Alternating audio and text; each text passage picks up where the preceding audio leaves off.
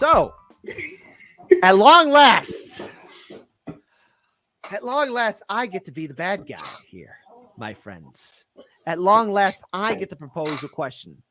Now, for a very long time, the media and all of us in science fiction have been huge fans, or would point to at Gene Roddenberry's vision of Star Trek, the Federation, as the great hope, the bastion in which we must achieve, the final frontier, the final finish line. But see, there's many problems with Starfleet and the Federation. It's a post-scarcity empire in which all diseases have been cured, everything is automated, AI, diplomacy runs supreme, and we have a democracy that's secretly being governed by a shadowy organization, Section 31, that dictates how the Federation should be doing things. Plus, again, there is a militaristic arm that really isn't kind of held accountable by the Federation, due to the fact that there have been numerous incidences when its admirals have done situations that are similar to what we would call here on Earth war crimes. So I want to propose to you guys this. And this is a question in regards towards science fiction, and maybe we could relate it to our own world here as well. Is Gene Roddenberry's vision of the future achievable, or is it a way to keep humanity in check because something's lost in the Federation, the human endeavor to do more? There's the idea of improving yourself, but it doesn't add up. Shane, why don't you take it away? Okay. So I'm going to half agree with you and half disagree with you. I think that there are a lot of good concepts in Gene Roddenberry's vision. The fact that everybody's taken care of, the idea of scientific exploration, all that is good. But the Federation, at the end of the day, does not even live up to the ideals that they put forward. I've recently been watching, it's controversy about whether people like it or not, but I've recently been watching Picard. And one of the things you find in the first season is when push came to shove and the Federation should have helped the Romulans, even though they're their biggest enemy, they refused. They shut down the entire project. They said, "Oh well, we would do that, but our admirals don't like it or whatever." And then you have Picard, who kind of stands up for that. Hey, this is what the Federation was built on. This is what everything's about. And he says, "If you don't do it, I'm going to resign." They say, "Okay, resign." And then that's kind of a later example, but that's just something. Throw in there. Okay, but again, just throwing this out there in regards, because I'm not impressed with the writing of Picard, but with the situation with the Federation, would it not be plausible to think that that's the aftermath and reaction of the so failed Dominion Wars, that the Federation barely won against a opponent that was their counter opposite? I mean, again, like I would agree with that. The quote unquote superior human, the modern human, the enlightened human, just ignored what happened to the Romulan Star Empire. Joe, my friend, your thoughts on the Federation? Insidious, or is it a goal that's achievable? Joe, you're muted, my friend.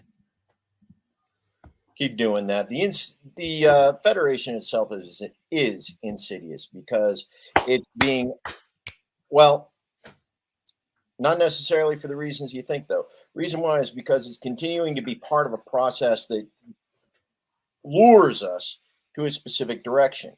Now, you mentioned that Star Trek is a post-scarcity world. Okay. Because they got their replicators. They got the replicators. They got the replicators. They have all that.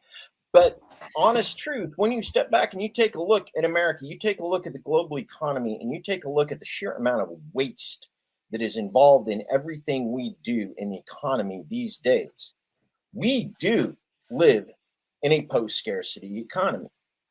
And we've chosen manufactured scarcity in order to support monopolies around the world. And these are the corporate monopolies, whether the monopolies on our money, on our medicine, on our food. All three of those. Monsanto Bayer handles our food, our medicine, You know, we continue to get into those issues. So we live abusing the potential that was represented by Roddenberry's, post-scarcity world, post-scarcity intergalactic empire. Yeah, Captain. The science tech, the advantages that have come with that, yes, it's an absolute boon. We continue to use that to promote and develop. Roddenberry has been one of the few that has truly been instrumental in technological advancements because his dreams of what could be have inspired people to continue to create. Unfortunately, all of that creation continues to exist in the hands of corporate monopolies that enjoy the manufactured scarcity that creates the price. Ferengi rules of acquisition. There you go. All right, Daniel. Obviously, you have heard me talk about the Federation from time to time. Am I incorrect with my assessment? Because there's some things I'm ready to unload on a couple of you people here about the Federation. So I don't have as much. I know. I feel like I listen to everyone. I don't have as much experience with Star Trek as everyone else, but I would say that I think it's flawed in a couple different ways that's not being brought up. First of all, the concept itself is basically the 60s view on what good would look like. So it's already a modern interpretation, a past interpretation of what the future would look like if the issues of the past were resolved. So I think in and of itself, it's a flawed representation at the start. Everything after just the fact that they're trying to predict the future, everything past that makes it impossible to follow its own thing. The way that they built in internal logic into these universes wasn't that good when they started doing this sort of writing. There are only a few universes that have this real internal consistency to them. I feel that there's a big point of your original question. Could we get to something like that? Yeah, we could. Is it likely that we'll get there? Is it likely that that's the path we're going to take? I think not. And I think that also if you have a universe where single individuals determine the success or the failure of an entire federation, it's not a very stable system. Okay, so here's why I want to talk about stability with the Federation, because there is an over-reliance of technology. And look, we're over-reliant on technology too for a lot of things. But the one thing that has stood out with Starfleet, and this has to deal with Gene Roddenberry when he was in control of the writing for the original series and the Next Generation. When it came down to Deep Space Nine and Voyager, when he was starting to lose a little bit of his control, because again, you couldn't have military conflict in the original series. You couldn't have excessive violence or anything else, or have interpersonal problems on the ship for the Next Generation. It was only until DS9 until you had a group of writers really starting to be critical of the concept of Gene Roddenberry's vision. Now, to DS9's credit, they're the only ones I think that have ever done it successfully and not make the Federation be like this grim, dark, dystopian nation. Okay, so Captain Benjamin Sisko, in regards towards the Maquis, said it's easy for a Starfleet officer to be a saint in paradise. They're not out there in the frontiers, in the colonies where the Maquis have to deal with the Cardassians and pirates and everything else. They don't have the comfort of an Earth that has zero crime, zero poverty. Money is not a thing in the Federation, which, again, knowing human nature, I don't know when we'll evolve past that idea or that concept of money and finances. Look, I mean, it all sounds good on paper, but the Federation itself is something that seems so fragile that it's in purposely cutting out the one thing that could make it remain strong and viable, and that is the human nature to survive and adapt and to be flexible in a system where there are other empires that aren't on board with a post-scarcity or cashless society. I mean, it doesn't really add up. Joe, why don't you start off? I want to jump in super quick. I'm very sorry. Go ahead. I actually think that you could replace money with other things if it serves the same purpose. Okay, true. I will submit to that. I will give leeway to that. Joe, your thoughts? So one of the issues is Deep Space Nine, DS9 was, like you pointed out, took a step back from the post-scarcity society because inside that base, they weren't allowed to use the technology that the Federation had developed because the culture, the economy of that Mhm. star base, and the community in that solar system were Mhm. still dependent upon a scarcity model. Is the reasons why Exactly. the Ferengi were able to exist within it. It's what you saw happening on the planet. You had individuals that still had to do the creation of clothing and food by hand because that was an essential part of the work that sustained the economy. Now, when we step back and we take a look at how that represents here in America today, you see the mainstream media influence, you see the corporate influence on that, saying you must work in order to create within the structure that is, despite the fact that, as I've stated already before, we continue to waste so much of what we create because if we don't waste it, the profit margin on what we do create is can't be sustained. And that's where we are with this problem with the circle. And we talk Mhm. about revolution against the system. Deep Space Nine was about the revolution. Okay. It's another issue where we keep getting caught in because Deep Space Nine was about coming back. New boss, same as the old boss. It doesn't matter whether it was Lenin, Stalin, Pol Pot, Kim Jong, Reagan, Bush, every one of them was the same.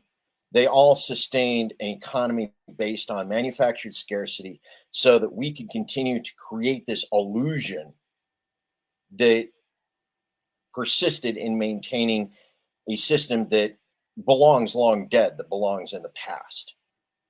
So we Mhm. want to get back around to that situation. How can we, in a world today where we are able to operate 3D printers, where we are able to create robots that create robots, we create things that print houses, create things that print utensils. We can manufacture IKEA grade. I realize how an awful lot of people feel about IKEA, but I mean, everybody has the potential to own the technology to create IKEA grade furniture and housing and all of this. We have the ability to set up, mini gardens in our homes. We have the ability to almost replicate the replicator technology in our homes, and we don't use it. We prevent people from accessing it. We price the ability to be self sustaining out of the hands of people like you and me. Mhm. Yeah. I think that's the whole dream, to be self-sustaining. I mean, that's what people want. Like when I grow my tomatoes or my vegetables in the spring and summer, I mean, there is a lot of pride in like, hey, I grew this. This is something I made. But there's a problem with that idea with the replicator technology and the ease of it, the over reliance of it, that something could be lost. Now, don't get me wrong. I'm pretty sure a lot of people would like to have something like a replicator where, oh, I like a nice steak dinner. But then again, humans are humans. And let's face it, not all of us are reasonable, stable geniuses. And you cannot look me in the eye and tell me that no normal person wouldn't abuse a replicator. Like, oh, hey, I get to have 25 martinis. Have at it. Let's do it. Shane, I like to get your thoughts on it. Is there an over reliance of technology? Because the thing is, it seems that that's what the Federation wants all of its worlds and its colonies to be a part of, so everyone is complacent. So I think you're right, in the sense that there is an over reliance of technology, but I also do think you need to recognize the benefit of that replicator because on a world, a Star Trek world where it's it's not Earth, that replicator can do a lot of good. Where of course they already have them on Earth. Let me try to rephrase it. The replicator can feed a lot of hungry people. And right now, one of the biggest things that we face in reality are poor, hungry, homeless people. That's been eliminated. So that's definitely a good thing. But once that was done, they didn't necessarily have to continue the over reliance on the replicator. They could have, put some kind of regulations around it, done something. But you're right. They probably just want everybody to rely on technology to that extent. But if you have the power to end hunger and homelessness, should you not use it? That's another question I want to come back at you with. I think that here's the thing. Yes, we need to combat it. But if we are talking about building a stellar empire, the one thing you're going to want, and this is something that all empires have dealt with, and I urge everyone to check out Fall of Civilization podcast, especially the Bronze Age collapse video, is we need to build systems that have a backup for a backup for a backup. Long live Ultramar. Daniel, I was waiting for Daniel to smile on that one, but there you go. Long live Ultramar. But you do need it. So yeah, the answer is yes, absolutely. But what I've noticed with a lot of things with Star Trek, and obviously you have to have episodes that have good writing, something goes down, but there's never a backup for a backup. The idea of, okay, we have the replicators, we can make all this food and resources we want, but there doesn't seem to be the mindset of, what if one day this whole thing falls apart? Does a person lose the ability to start a fire or build a camp or know how to hunt? Ask a modern person here in America. Do they know where their food comes from? Can they start a fire? Can they survive in the wilderness? Now, I did serve 4 years in the Marine Corps. The Marine Corps taught me its fair share of training and how to survive. And there's plenty of people in my live stream audience that, know how to hunt and fish and do all that kind of good stuff too. All right. But how many people know how to do that? That's the whole idea of the over-reliance of technology and AI, is that you lose something. You lose the ability to survive. Picard says in the Next Generation, humanity is there to improve itself, to be better. And it's all to be philosopher. I'm all for that. But then where is the overall challenge? Humanity, we are animals. We have to be challenged. We have to, in order for us to remain what we are, we have to be put into situations in which we can know we could survive it if we set something up. Daniel, I want to give the floor to you. Okay, so I don't like the question. I think it's too much of an evil good question. Okay. I think that it's a trade-off question. I think that, is the replicator system a better system than the one we have right now? Yeah, it's a lot better. We don't have backups for anything currently. We don't even fill up warehouses currently. What are we talking about that they're overexerting technologically when we're not even close? They're more stable than we are with replicators. Now, to your point, could they be even exponentially more stable with additional levels of backups? Of course they could. That's not a thing. I think it's like that question has to be answered in a context of what you're referring to. If you're referring to the Ultramar's system of backups, no, it's not as stable as that. It's not. You're right. You got me. Also, guess what? You know what happens in Star? You know what happened? That the trade-off that they made for that? Everyone's basically a slave to have that stability. Ultramar's a meritocracy, Dan. Yeah, of course it is. It is. So then, on the other hand, that's again. You're really just saying, hey, screw the million planets. It's only these 500 that matter, which still makes my point. It's all about the context. Okay. That we're in. Fair enough. So again, my thing is still replicators. They're better than what we have. Are they perfect? Do they fix every issue? No, but I think we're reaching, if we're saying over-depend on technology, that's what humanity is. The fact that we can have as many billions of people on the planet now is because we're over-reliant on. What if the technology for the Hopper method goes away? Well, then we're going to lose half the population. Are we being over-reliant on the Hopper method by using it because we don't have a backup of another way to get that much nitrogen into the soil? No. It's just the way it is. Everything has a trade-off. True. And by the way, I want to acknowledge someone in the live stream chat. John H., we don't acknowledge Discovery here. I don't, because the fact that they said that's where the replicated food comes from human waste, that's not replicate. It's done with atoms. I'm going to use Gene Roddenberry's original concept of how things work, because writers on the original series, Next Generation and DS9 and even Voyager were all like, hey, things work a certain way. Discovery, no. We're not talking about this. Is not RoboCop, okay? Thank you for that one. No. The term is this is not Soylent Green. Yes, there we go. Thank you so much for that. So then, but the replicator can make Soylent Green, so it could be. It could. Well, the replicator can do a lot. So then, let's ask this question then in regards for representation. All right, because obviously the Federation, in theory, is supposed to be this great democracy. It's Gene Roddenberry's version of, hey, Western ideology, humanity made it to the finish line. We're in the stars, and we're building this great stellar empire, a federation, a democracy, Right. with other alien civilizations. It's united.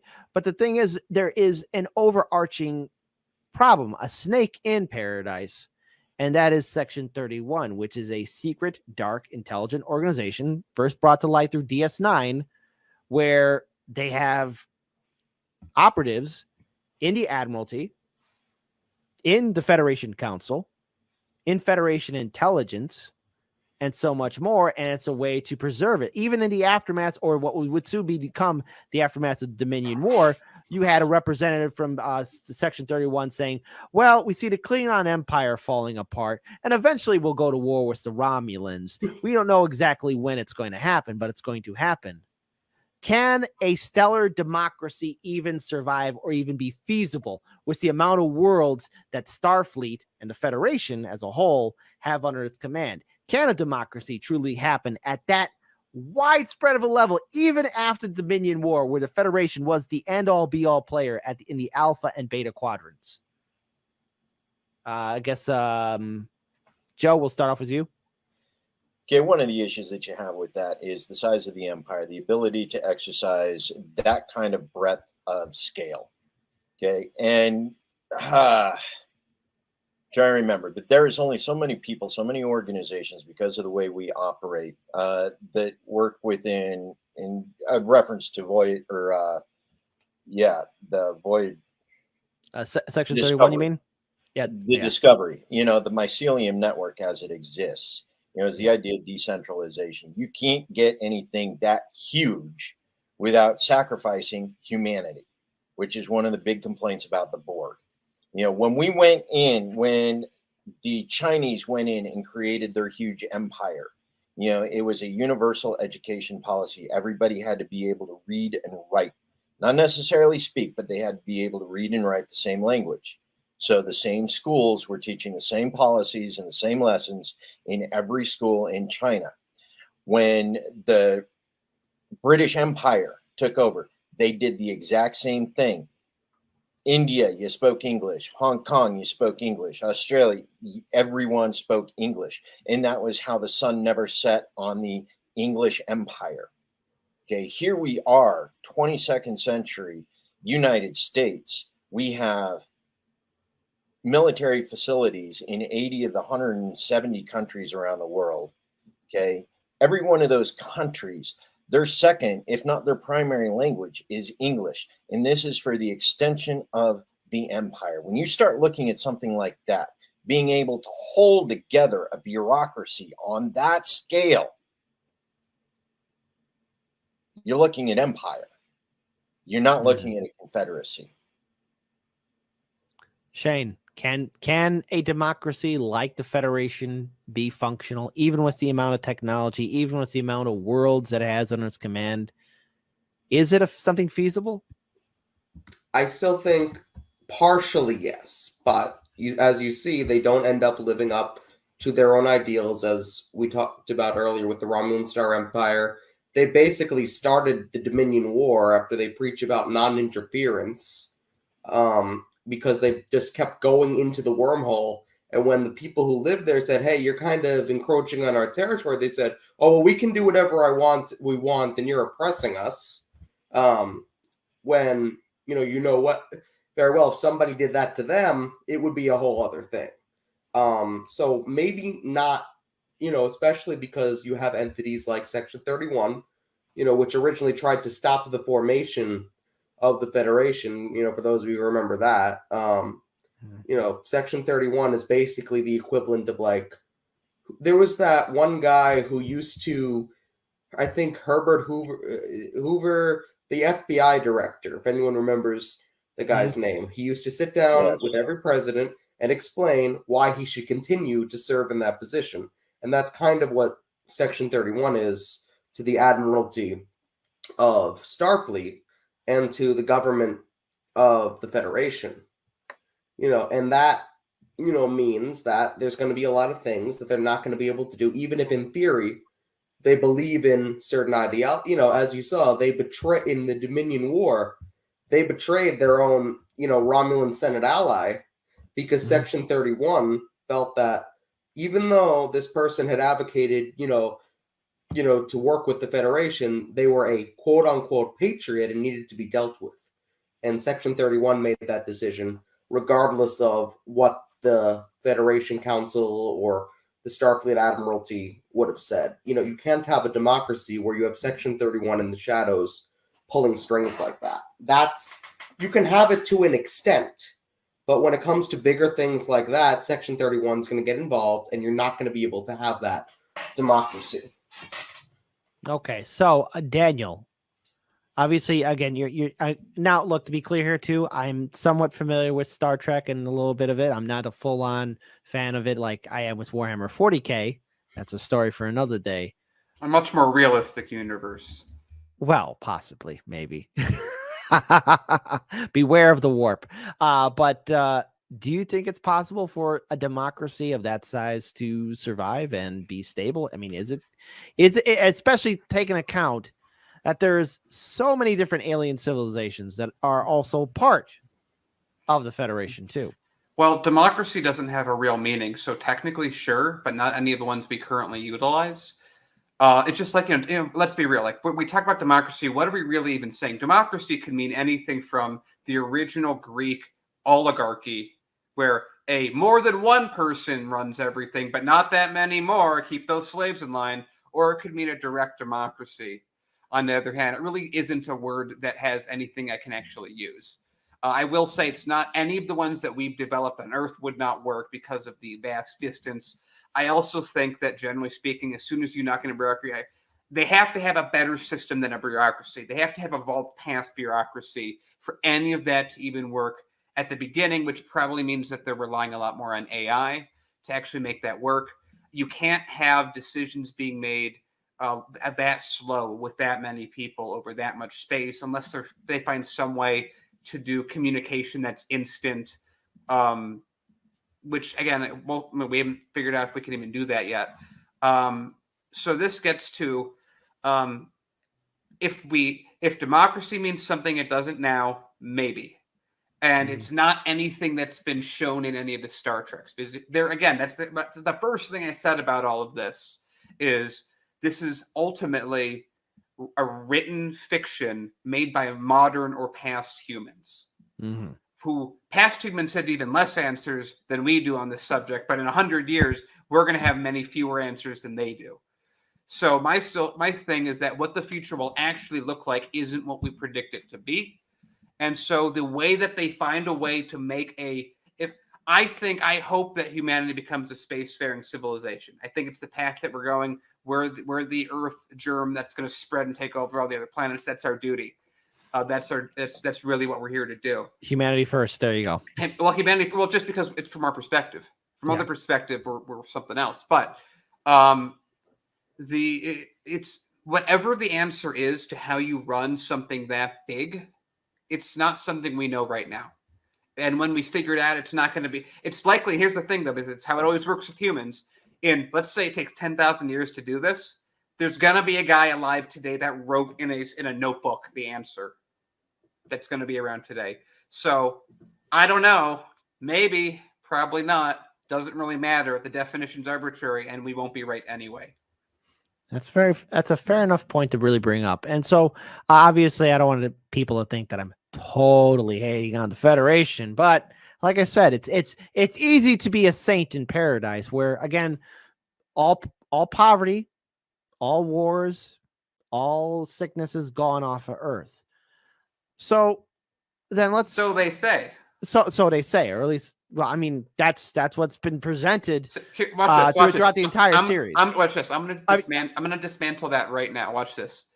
Humans still get sick. Just because they get fixed immediately doesn't mean they weren't sick. So there's always sick people on Earth. True, and there are criminals in the Federation.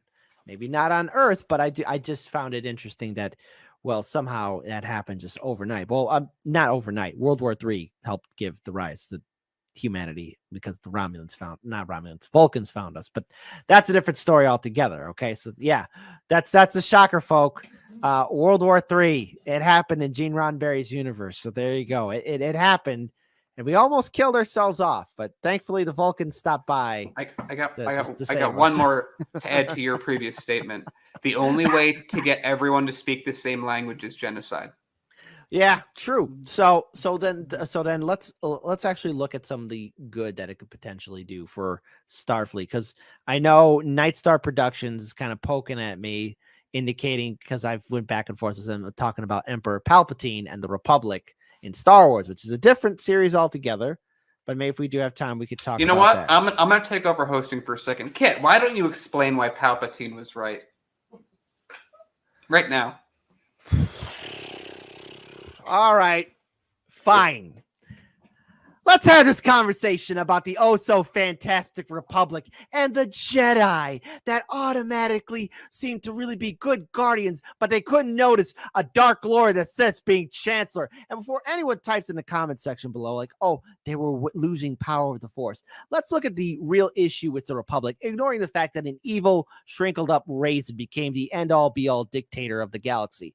The Galactic Republic, under its watch, was a complete confederation. There was at one point when they did have a Republic Navy and a Republic Army, and they did do some intervention on worlds. So let's face it, the Republic was not perfect. However, in the previous timeline, in the prequel eras, we are talking about a Republic that systematically only favored the core worlds, ignoring the mid-rim and outer rim worlds, where piracy and slavery was happening. Now, here in the United States, we actually have, again, slavery through prison labor going on. We have, again, unchecked corruption going on. The Republic was infested to the core with unchecked corruption from all alien species and humans too within the Senate. Now, it's easy for everyone to say, well, Palpatine corrupted everyone's minds. It was like that when he got there.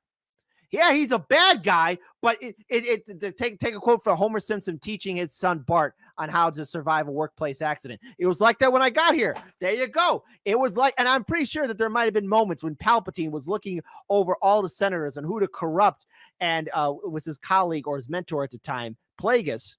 And I'm pretty sure maybe Palpatine, this is a joke, it's not canon, but I write a script like, hey, Plagueis, are you sure we're the Dark Lords of the Sith? Because these senators are downright evil, and a lot of those bastards were. Okay? And if not worse, then maybe on par with Palpatine and Plagueis. So, Palpatine sees this entire crap show of the Republic, unchecked corruption, the Jedi near impotent to do anything about it, with all their ability to do the Force, right? Palpatine finds it and takes advantage of it, creates a clone army under their watch. Actually, here's the thing. How can you have a republic and say that the Republic is the end-all be-all law when there is no way to enforce any kind of or stop any kind of military actions or piracy or terrorists or slavery happening? There was no navy. There was no army. Now, obviously, yes, is Palpatine a genocidal madman? But he upended a system that was designed to fail, that didn't care about anyone in the system. And he was able to manipulate every single faction in the Star Wars universe because they were already corrupt. If Palpatine wasn't going to show around, 1, 2, or 5 of them were going to do the similar thing as he was. It was ripe for somebody to take advantage of. And the Jedi let that happen, and those Republican senators let that happen. And now when we talk about the aftermath and destruction of Palpatine, and we're going to use the current timeline, that 30-year time frame, right, before Palpatine made his jag-off reveal at the end of, Revenge of the Sith. No, Rise of Skywalker. Yeah. Okay, so that 30 years when the oh-so-fantastic Republic gets restored, does anything change? No! It reverted right back to what it was. And again, there was no real plan to deal with the remnants of the Imperial Navy and the stormtroopers. So in other words, Palpatine's legacy was going to be living on, and it did so even in the extended universe too. There's a thing called the Imperial Remnant, and eventually 200 years after Skywalker's in that alternate timeline, which was originally the main timeline, the Empire is still around. the Empire and its form is still around. So in other words, this whole idea of the rebellion and the Republic and restoring freedom and everything else, what the hell were they fighting for? It was going to be the exact same thing. It reverted right back to what it was. So yes, Palpatine was a bad guy, an evil person, but he showed it for what it was. And as soon as the evil big bad Palpatine came into power without, the Republic and everyone else just went right back to brunch. And he's the bad guy. Can I interject? Yeah, go ahead. Okay, so I actually partially agree with you in the fact that the Republic was extremely corrupt. I think the Empire was extremely corrupt. Of course it was. Yes, it was. But I actually, if you look into a lot of the lore and you read a lot of the books that a lot of people haven't read, the Separatists, aside from the part that they were pawns of Dooku and Palpatine, actually could be seen, if you look at it in a different light, could be seen as the good guys trying to escape the Republic system and create something different because their parliament, was, they had a much more fair system. If you look into it, the Separatist parliament was much more fair than the Senate. They didn't allow corporations like the Trade Federation and the Banking Clan and the Techno Union to have senators. Yeah, but they were using their armies, though. They were using their armies. Simple. So, yeah. So they're all corrupt. In the end, every single government that existed, the New Republic, the Old Republic, the Empire, and the Separatist Parliament were all corrupt. So exactly. But see, the thing is, the reason why, though, I have to say that Palpatine wasn't in the wrong in regards to revealing just how weak everything was. It's because it was like that. It was systematic failure, and Palpatine was the perfect parasite to feed off the decaying remnants of the Republic. There we go. Yeah, all right. Let's see.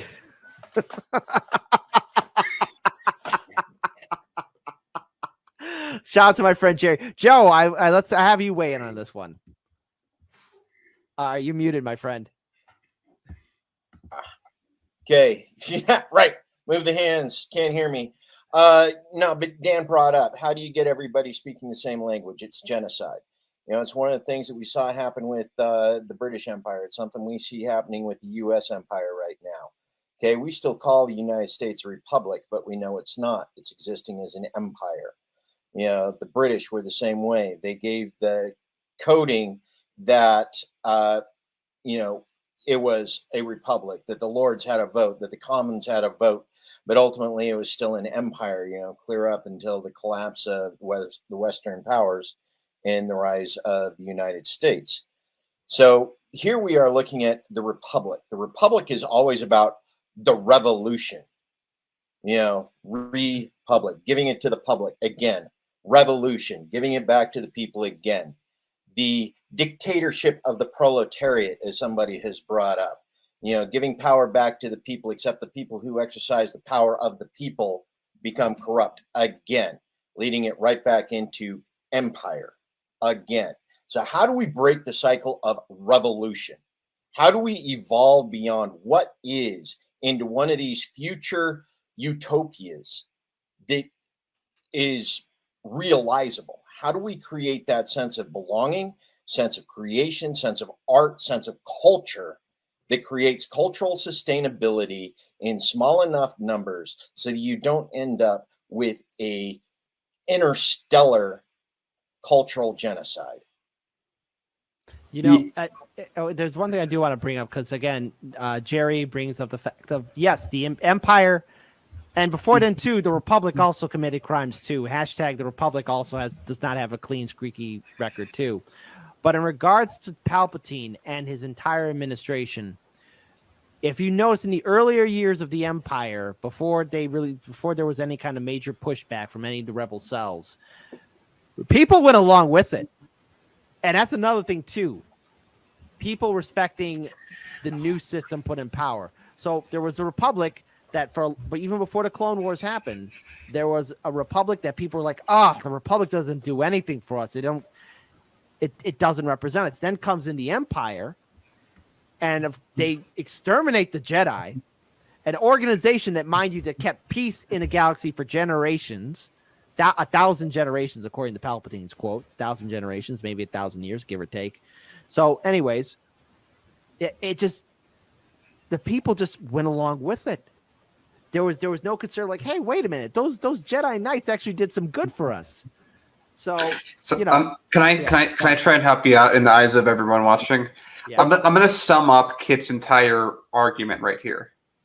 Republicans aren't any better than Democrats, and Democrats aren't any better than Republicans. And pretending one is better than the other is how you get a lesser of two evil system, which is necessarily going to create a greater evil, like Palpatine.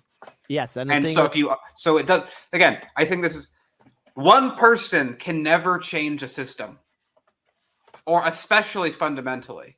So, like, we could take another example. So, the Britain was the greatest empire in the world. Everyone was really unhappy with how they ran things. India really didn't like that rule.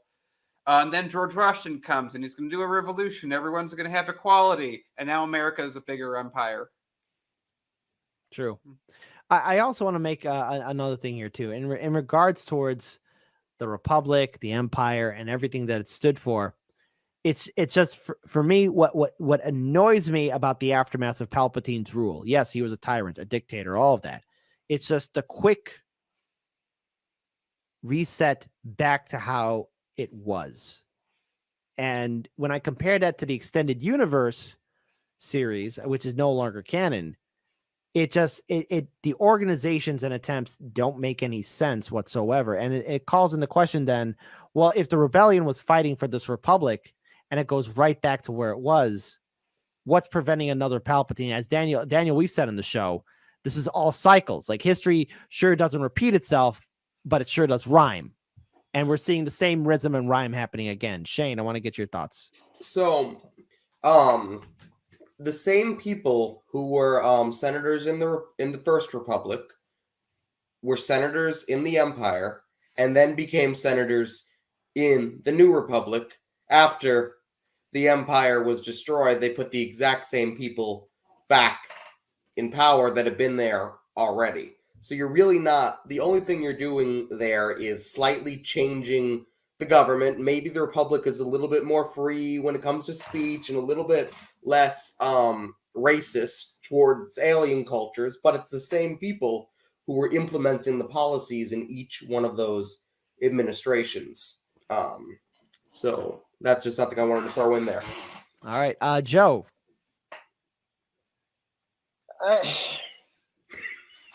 I think this is one of the things, and I'm going to go back to one of Lux's comments here a while back. You know, how do you create that post revolution evolution into something that's sustainable? How do you create sustainable culture in small enough groups that are mutually supportive, mutually reinforcing, so that they don't depend upon a single language and the creation of an empire in order to sustain and support each other? How do you create that symbiosis between communities? You know, and this goes back to the mycelium network, being able to talk across species and being able to be mutually supportive. What goes on with the mushrooms and the trees and in the forests? You know, how do we evolve? And she brought up an extremely important point, and that is the ability of consensus, the ability of collaboration in small groups that are not antagonistic towards their neighbors. You know, we don't want to adopt bad habits to fit in. We want to create good habits that sustain not just our community, but our neighbors as well. And that comes back to an evolution as opposed to revolution, which is what you see so often in Star Trek, what you see so often in Star Wars, what you see so often in every dystopian future that's been created by past authors. Yeah, so this goes back to what I was saying earlier. What do you actually mean by democracy? Whatever's going to be in the future, if they succeed, it's exactly what you just said. It's the system that we're looking for, no organized group is thought of currently today on this planet in a large enough setting. Like I said, there's someone that's written it down somewhere in a notepad right now, but no major group's been able to utilize it and put it into practice. And that sort of gets to this is like a current issue with the current way that even we look at left or right. That the right has a very set hierarchical system that's very established and it's very prominent and it's very obvious. And what you try to go left, what you're really trying to do is you're trying to flatten down that hierarchy so more power is distributed.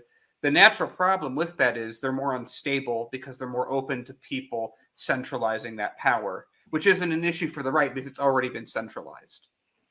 So it's like the potential, an eventual issue of someone taking over, which has always happened in world history anyway. It's a temporary it's a temporary pause that usually is more chaotic at some point that ends up at the same point. We don't know as a species. We haven't had enough time. We haven't had enough ideas. We haven't put enough things into practice to even try to find a more a system that is as stable but more beneficial for more people, that doesn't naturally aggregate to few people having too much power. I would say like the best solution would be, and in regards to looking at large empire states and nations like the Federation or the Republic / Galactic Empire or the Imperium of Man, and that is something like that is unsustainable. It cannot last. Yes, you can maintain something, but it is always destined to fail. All empires do have their rise, their golden period, and eventually their fall. We're going to have one, and look, ancient history, all the great pharaohs and kings and emperors will probably look at us and say, first time, and that's it. That's the truth of it. First time, we've been through this rodeo before. Ironically, the real answer is being lucky enough to be born in the golden era. That's true. That's the best you can do right now. But I would say if the potential we were to become a spacefaring people, holding a template to what we see in fiction writing, which again, great for entertainment, I think it would have to be independent worlds. There should not be that one core planet controlling everything, end all be all.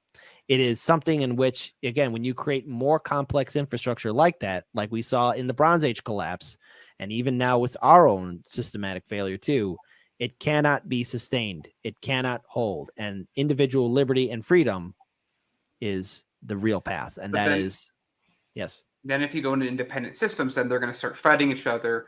And if an outside force that is more centralized exists, the independent planets will have no real way to stop them. So again, this goes back to that is an overarching problem. That's what I'm saying. That's a criticism too. At the end of the day, this goes to what I said earlier. Good and evil don't exist. It's just a series of trade-offs, and morality is just a group or individual's point of view of a hierarchy of how that should be organized. You can ask one person what's good; it's going to be different from another person. You can ask one person if Palpatine's good; it's going to be different from another person. But it's just a perspective. It doesn't really matter. True. Joe, were you expecting this kind of conversation, my friend? Actually, it's an extremely good conversation because while Daniel's saying we haven't created that concept, in a lot of ways we have. It's just a question of what we do with the diversity / divergent that comes as part of the process of exploring potentials. You know, right now, when you turn a culture into an empire, when you do that cultural genocide that absorbs, like the Borg, everything else around it to where there's only one, overarching system, you end up with that genocide. You end up with the destruction self-built in because it lacks diversity, because it is maximum conforming. And when you start looking at how to create a distributed architecture, and we've seen technologies, we've seen life organisms on this planet create distributed architectures. We are using them in our technology now. AWS, Amazon Web Services, what's going on with Microsoft, Facebook, these are distributed architectures. You don't put all your eggs in one basket. You don't put it on one megalithic server. You distribute it across a bunch of them. And if one server develops a problem, that server goes away and another server takes up its job. You no longer have this monolithic empire that when the empire becomes corrupt at its core, dissolves, and everybody has to go back to square one. You now have these deposits that can pick up the slack and take over other issues. So we have the system in place. We've practiced the system with technology, with food, with plants. We've studied it in other bioorganisms, biomes, eco zones around the world and what it takes in order to pull all of those together. Yeah, I'm working on that, Master. Getting the ARM servers. Yes, You should but have yeah, the tech priest no, look at that. but seriously, we need to look at the distributed architecture, right? Get the techs to work on that, but get the distributed architecture in our political system, so we're no longer dependent upon this master server who defines everything that goes on. Allow enough individual thought and diversity within the larger distributed architecture so that when something goes bad, all the eggs aren't in one basket. That's And true. then there's always going to be some corporation that's like, what if we owned all those server farms? True. There's always that. There's always that It's risk fair. because the That's thing fair. is, the thing is, when we look at empires, be they both fictional or real, for example, and I urge everyone to check out Fall Civilization podcast. It's a great series. You want to know how we're gonna end up? Just watch that YouTube series. It's fantastic. You'll notice that even though all these empires that fell are from ancient antiquity, you'll notice that the story is always shockingly familiar. But then again, I want everyone to enjoy their New Year's Eve. Come on, you can worry about those problems next year. Wait, real quick. Let me give you this. This I think will be a nice bridge between what you're talking about as well. Here's my representation of progress. Yeah, that's it. It's a loop. It gets better. It gets worse, but it trends better unless it doesn't. Yes, that's true. And well, yeah, and the thing is, you have to understand, like, there's always that bigger question of what is the end all be all goal? Like, what is the finish line? Do we have technology at our beck and call where we are dependent on and makes our lives easier? Do we have a democracy at the end of, or that it spans beyond worlds, but in galaxies all around? What is the end goal for humanity and its final achievement? And I think I'm going to take this from Daniel. Our whole idea as a species is to get off the planet and to pass the human germ, the Earth's germ that is humanity. That's our goal as a species. All animals do that in ecosystems, and humans are animals. And even though we are self-aware, we know we're going to die. We're able to do a lot of great things. Oops. At least at the end, we as a species, it is to survive. That is in our genetic code. And I think survival is the main prerogative, the main initiative. And hopefully along the way, we can actually make something better for humanity. So there you go. Yeah, exactly. It's like, again, I don't know what the future is going to look like. I know it's not going to be what I think, but I hope it's going to be better than I expect. That's agreed. 100%. I want that to happen. So there you go. So, gentlemen, obviously, space mining. That's my big thing. That's what I want to see that in my lifetime. That's my goal. Space mining. There we go. Hashtag space mining. Let's see. In Night Star, you say, I don't think that our goal that should be. I don't think that should be our goal. Spreading our corruption and empire elsewhere. That's not what I'm saying. I'm saying that humanity as a species propagating and getting off world. That's what all. Yeah. Whether or not it's our goal is irrelevant. Yeah. It's what we're going to do if we go into space. That's right. So that's well, our and main. that's the thing is it is inevitable. Eventually, we will achieve that trend upwards in technology where we are able to escape the Earth's gravity permanently and take our species to the stars. Yep. The question is do we take the best of what we have to offer as humans into the stars, or do we take the corruption and the war and, Warhammer 40K, where we move into the stars and, the Space Marines immediately start to decimate and commit, interstellar genocides just because it's all they ever knew. And it's the religion, the Expanse. That's a good one. The idea of being able to move into the future, do the space mining, create the Mormon pilgrimage out into the stars. You get a planet, and you get a planet. Plandathu. Yes, there you go. So that's the thing. I think that at the end of the day, it's like it always is anywhere. In some parts of space, we're going to do way better than we are doing on Earth. And in other parts of space, we're going to be way worse than we are on Earth. Because if there's one thing I think we all know about humanity is we don't do one thing as a group. We're the species that if you want to find people that hate Pop-Tarts, There's a group of people that hate Pop-Tarts. You want to find people that love Pop-Tarts? You're going to find people that love them. You want people that think the Earth is not round? You're going to find them. You think people that think the Earth is round? You're going to find them. You find the correct answer where it's not quite round. It's about a mile off at the center because of the spin. Then you're going to find those people as well. But you're going to find every answer. And if you get big enough, Earth gets spread out enough, humanity gets spread out enough, you're going to find microcosms of everything everywhere. That's exactly true. Humans, while we are a beautiful species, we have different perspectives and points of view. And as we are ending this series altogether, or at least my panel right here, I want to first of all thank Shane of KRTD Media for at least letting me have some fun here. Jerry, I wish you were here for this one. I really do. I wanted Jerry to be here, so there you go. But shout out to my colleague, Daniel, Joe. And again, great having you on all three panels. I would like to have you as a guest on my show. So Shane, I would like Jason and Joe's contact information so we can get that done right away. This was a lot of fun hanging out with all of you. Huge shout out to Sabrina, who let us use her YouTube channel as well to live stream. Shout out to Chicago Corner and Hard Lens Media. Chicago Corner and Hard Lens Media are both of the networks that I'm producer of. Daniel is also a producer of them as well. Jerry has done a great job being a co-host for Hard Lens Media and being the main host for Chicago Corner. And we're trying to build a strong independent media networks with both those channels so we can cover stories that corporate media will not cover.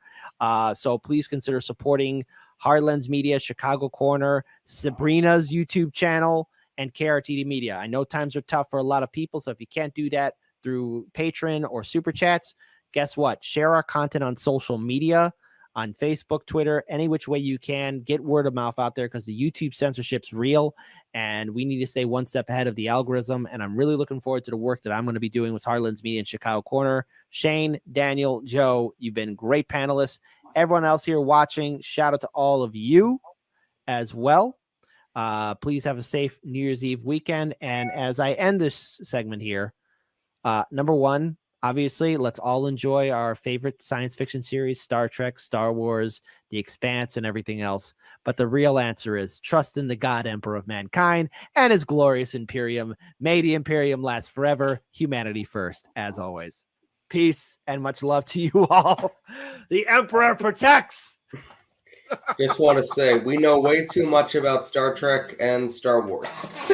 By the way, I just got to say, Shane, I'm really glad you didn't do 40K because we would have just been like, okay, well, we've just covered the basics of the early history of the Emperor. So we'll move on to the next part. Trust in the Emperor. Trust in the Emperor, as always. He's Turkish guy. Yeah, he is very, very. Well, today he'd be Turkish, and another time he'd be something else. Yeah, I think. Like I said, depends on when you're born. Depends on when you're born. Exactly it. So there you go. But Jerry, I wish you were here for this one. I'm so upset. So there you go. But I guess do I have to bow? How do I bow out of here now? Just take him out. Just take us out. We're never going to end it. Shane, it's up to you. You're our last hope. Go.